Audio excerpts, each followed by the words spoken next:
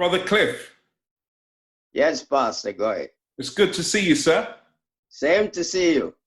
And the reason why I would like for you to come and share your testimony and interview you, really, it's because I was speaking to you a little while ago, and we were kind of talking about some of the challenges that you've been through in terms of your health and so on. And I know that there's a lot of people that go through similar challenges with their health.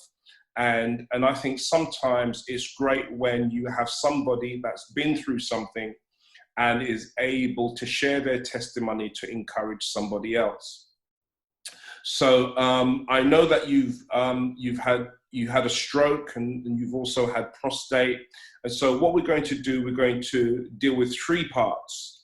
The first thing we're going to deal with is your stroke, and then we're going to deal with prostate cancer, and then we're going to deal with your faith through it all. So we're going to look at maybe how your faith responded, how it reacted when you're going through that, and what was it about your faith that kept you through? Were there scriptures? Were there certain prayers? Were there certain things? So we're going to sort of like unpack that a bit later. So in short, could you just tell us briefly about Brother Cliff? Who is Brother Cliff? Right. I'm Brother Cliff, and I worship in Cambridge, Faith Community Church, which the HQ is in Bedford. Fantastic. And what's your background? What are some of the things that you've done over the years, in terms of career, work, and so on? Well, I've been an electronic engineer over the years. Right. And I've also done a lot of charity works over the years as well, both with Stroke Society and other communities. Wow. And I also remember that you and your wife used to run something regarding the West Indian Cultural Society or something. What was that? Could you expand on that? Oh, yes. We had a community program in Cambridge by the name of Cambridge Caribbean Association. Cambridge Caribbean Association. Yes, Caribbean Association, but it means it was a multi-racial group. And I've been the chairperson for over 6 years. And what were some of the things that you did, in the Caribbean Association? Well, the Caribbean Association over the years, we did a lot of functions. Whenever we come up to the main functions in Cambridge are Cambridgeshire, like Strawberry Fair, the Midsummer Common, then we would participate. And we've been around to various schools to cook meals, in other words, Caribbean meals, rice and peas, chicken and rice, and fried fish, etc., etc. And show the children how to cook West Indian dish, basically the recipe. And that goes from there. So we had a wonderful time. Yes, it was over the years. And the group have been going for over 27 years. Wow. It seems like you've packed a lot of different things into your life's journey, from your career and electronic engineering, working with charities, working with associations. And I also know that you're a bit of a keeney in the garden. Oh, yes. That is Tell us a little bit about that. Yes. In the garden, I've got an allotment plot that I've been running for about 4 years now. Right. And that is more like a therapy for me. And especially after my stroke, that helps me tremendously. Wow. So that is very good. I spend a lot of time there. And when it comes, or when the time comes for reaping or you should say, harvesting the crop, yes, then we are sustained right throughout the period of 3-4 months. It's very good. That's incredible. That's incredible. So what I'm going to do, I'm going to pin that in terms of the allotment and the gardening, how it helped you in your stroke. So I'm going to come back to that a bit later because I want to know how that helps you in your stroke. So I want you to talk a little bit about your stroke, what happened, how did it happen, where you were, etc. And how did it affect you physically? And then we'll probably talk about your rehabilitation. Right. Well, that is something that, okay, you never forget what's happened really. In 2013, that I woke up early in the morning and I wasn't feeling well. And I said to my wife, Idel, I'm not feeling well at all, feel a bit dizzy, fainty, etc. We rushed to the hospital straight away. We hadn't called the doctor because in the previous year, I had food poisoning. Wow, right. And then after rushing to the hospital, they thought it was food poisoning as well. And the full-blown stroke actually happened in the hospital because the consultants or the doctor on duty, he tested for food poisoning. He thought it was food poisoning. Right. So he was just about to send us home. And then I started to, the reaction where you start, everything is spinning around you, the roof and everything seems strange. Then he realized something else is happening. It's not food poisoning. Then he said, okay, I remember he said, I need to have second opinion. And that time was about 6:37 in the morning, changing shift. A new doctor came in, a woman, and she said, she looked at me and she said, Mr. Bell, what is happening to you? And she said to me as a joke, what are you drinking? And then I went over, yeah? Oh, dear. And then straight away, she said, oh, no, he's having a stroke. And they rushed me off to various sections. And after that, everything just came into motion, went into motion at the same time. Mm. Yes. Wow. So the stroke that I had was on the right-hand side. Okay. And according to what the chief medical consultant said, it was a very serious stroke, and it's not many people who had this type of stroke that I had and survived. Wow. And survive. So that, you know, it's a good thing that I believe in God at that time. Right. Then after the operation went through fine, everything went through fine. Then going into the main ward with the other patient, etc., there, I was there for a couple days, I believe, and then something went wrong. We had some complication, and I was into a ward all by myself. And I said to my visitors, oh man, I am privileged, I'm in this ward by myself. Yeah. I didn't realize it was a screening ward. I was in a screening ward. My goodness. Yeah. And this is at Addenbrooke's. That's right. That is at Addenbrooke in November 2013. Right. Yeah. Then during that, because as I said, the complication came in and I was screened in this place. The bit where my faith came in, or the Lord helped me there, one night I wasn't sleeping or not sound asleep, and I just heard a voice saying to me, like the church is praying. Then I saw 6 members of the church praying for me. And while they were praying, I remember they saying to all the words that they were using at the time, let him go, let him go, let him go, let him go. Yes? And after they repeat, let him go in the last sentence, I just felt like somebody pushed me. And I just woke up and went straight back. My goodness.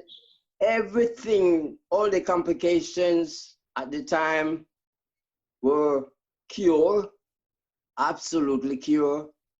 That the doctors, when the consultants came in the following, I think that was Thursday morning, came in and saw me, they didn't believe what's happened. So I told them, I said to them, I was healed the night before. And, you know, they were surprised, absolutely surprised. Anyway, to cut it short, I was out of hospital by the weekend, I was home. That's incredible. So God has been good to me. I mean, you know, my thing is how did your faith play? I mean, that's your faith in action, because, you know, we put faith down to just belief in God. All right.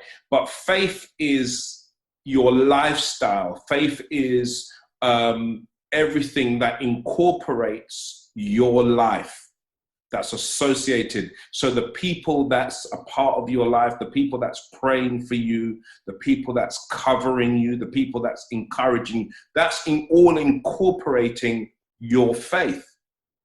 Yes. So sometimes, you know, I've known times where people had doubt or weak belief, but people had belief for that person, and that person got a breakthrough.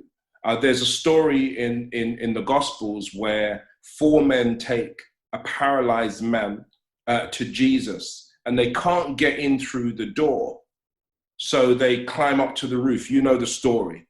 Yes, yes. They peel back the roof, lower the man down in his bed, his stretcher, and you know, lands him right in front of Jesus. And the Bible says that when Jesus saw their faith, not when Jesus saw his faith, when Jesus saw their faith, he healed the man. He was just amazed by their faith. So this whole thing of you seeing the church praying for you and interceding for you, that is powerful. And I think it's important for the church and people who watch this to realize that when they're praying for someone who's in hospital or is going through a challenge, God is hearing their prayers. You know, the Bible says that when Peter was in prison, the church prayed for him and made intercession. And the next thing we know, Peter is let out of jail. He's walking in a trance, don't even realize that an angel is leading him out of the prison, until when they knock the door, he knocks the door of the house that the people were praying in, and they're frightened because the very thing that they were praying for actually happened, but they didn't even probably believe that it would happen like that. Yes, yeah. That was so the prayers of the saints is crucially important. And yes. So then what happens is when you went back home, in terms of your recovery, let's just talk about your recovery for a moment. Well, as far as the recovery side of it is concerned, that has been very good. The only side effects, I would say, side effects that I have, I cannot turn around on my right hand side that I used to do, like make 360 degrees turn in. Right. Then I have to be slow, otherwise I can, you know, lose my balance. Right, I see. Yeah? And the other one is that I'm having a ear issue, hearing issue, because the right ear side of it is gone. Ah, right, okay. Right? Okay, right. That is the only issue that I have with that. But I give God thanks, because he said really 1 eye, 1 ear, it does not matter, because you can see and you can hear out of the other side. So it makes no difference. Yeah. Yeah. So and that is something then that gives us something quite specific to pray for you about. Whenever we're praying for the church and you come up, your name comes up, that gives us something specific to zone in on and pray for you about. Pray for your hearing, pray for your stability and your motion and your mobility. And we'll make sure that, you know, because every Monday I put the entire church before God, you know, and I just spend time and I just call people's name out one by one, just call everyone and I just put them before the throne of grace. So I know now specifically the things that I need to pray for you about. Okay, that's good. That's awesome. That's awesome. Okay, so so just quickly before we move on to the next challenge. So in terms of your rehabilitation, did you have to go to physio or anything like that? No, the physio was in the hospital. Only physio by walking to see if I could walk and get in and out of the board. Could I do that? Wow. And by the time I was home, yes, I had 2 physio came to the home only to check to see if I was able to cope. Right. But to say that have any physical physio treatment, the answer to that is no. Okay. Because after that, I decided after looking at some of the patients that I saw in the hospital that had stroke, and I've been going up and down and said, Lord, what should I do? What should I do after I came out? Then I saw and noticed that they need volunteers at the Stroke Society. Incredible. And straight away, I was fit enough. I have applied, and then they accepted me, and then I have been the Stroke Society ambassador for several years. And, you know, talking to other people about stroke, what to do, and used to go to the Addenbrooke Hospital every Tuesday and Thursday to talk to either the patients or their, either them or the relative, the supporters, basically. Yes. But after that, I had to stop because it was clashing with my choir. And I said, no. Wait a minute. I leave the choir. Wait a minute. So, okay, so there's something else. Yes. Wow. Okay, so that was clashing with your choir, so one had to go.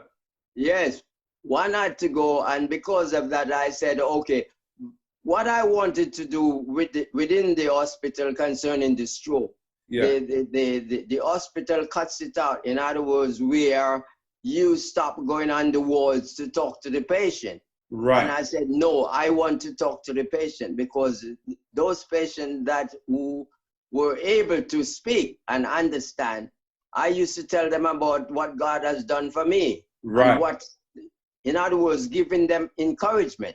Of course. But the hospital stops that, and I said, no, this is not what I want, so I concentrate on my choir work. Of course. Because a big part of your journey, a big part of your challenge in terms of your stroke and your rehabilitation was the fact that your faith played a huge part. I mean, that is clear. Anybody could see your faith played such a big part in your recovery. And what better way to encourage people that are going through than share your testimony about your faith and how your faith incorporated in, you know, your illness or your attack on your body, you know, freed you and set you free, which is just absolutely fantastic. But these things are to be expected, because while the world wants to know some truth, they don't always want to know the whole truth. That's true. Because sometimes what happens is the whole truth causes us to be held accountable. You know what I mean? And sometimes we just don't want to be held accountable. Yes, yeah, my Lord. So Yes. enough to make us feel good, but not enough to keep us accountable. Keep us accountable. So, okay, so then you went into your choir, so that's really good because, you know, your breathing exercises, your lungs, that motivation to go out, learn new songs, that means the brain is functioning, and, you know, being able to have that expression.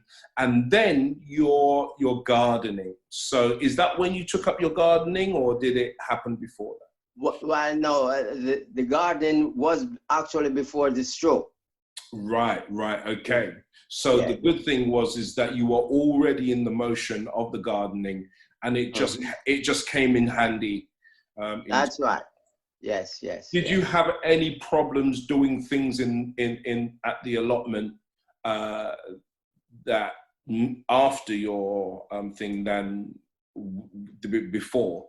You know, so. Well, yes, after the stroke, I noticed that it slows me down tremendously. Right. Because the hours that I used to spend at the allotment, after the stroke, I couldn't spend the same amount of hours. I get tired after an hour and a half, 2 hours maximum. Anything over that, I am gone. Right. So that the allotment taught me that I have to listen to my body and work within. That's great. Within.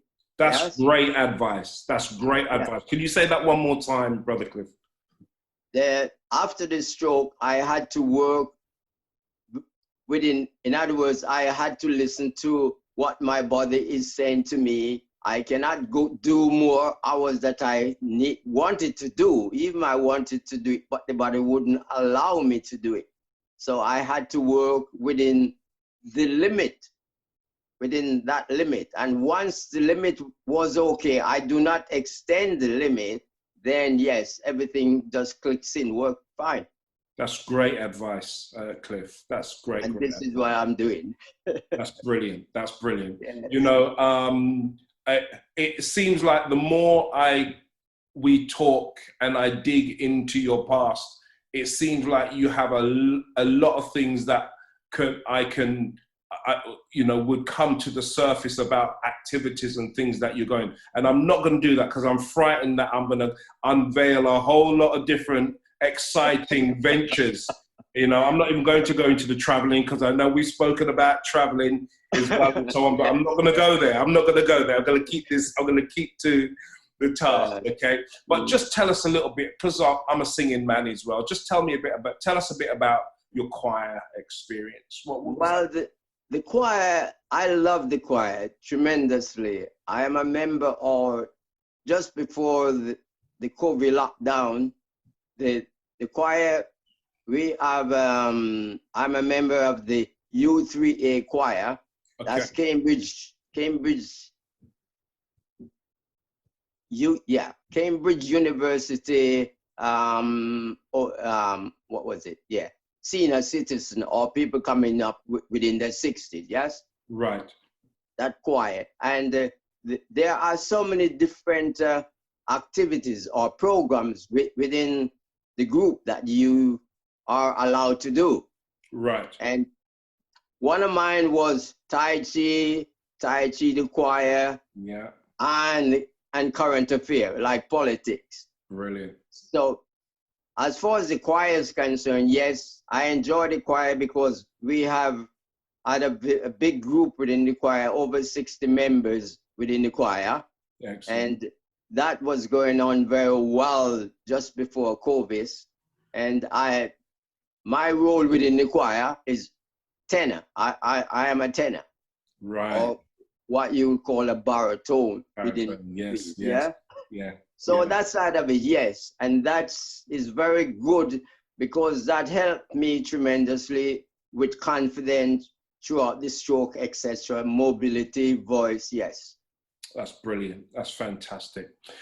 So then, when you got over that and you were getting on with life and, you know, recovering nicely and rediscovering, you know, normality, as it were, and then another bombshell happened.